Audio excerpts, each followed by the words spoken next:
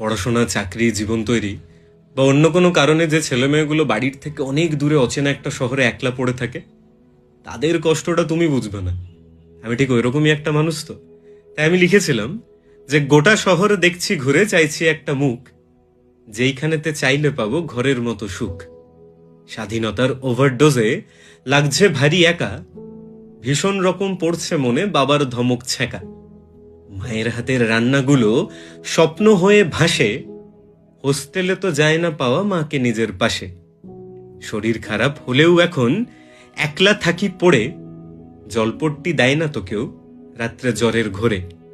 মাকে এখন মিথ্যে বলি, বলি দিব্যি আছি মা, সত্যি আমি কেমন আছি প্লিজ জানতে চেও না। আরে প্রথম প্রথম কষ্ট হতো, এখন গেছে সয়ে, লোক দেখিয়ে বলছে ওরা মিথ্যে কুল হয়ে। সবাই ওরা কষ্টে আছে, ঘরের থেকে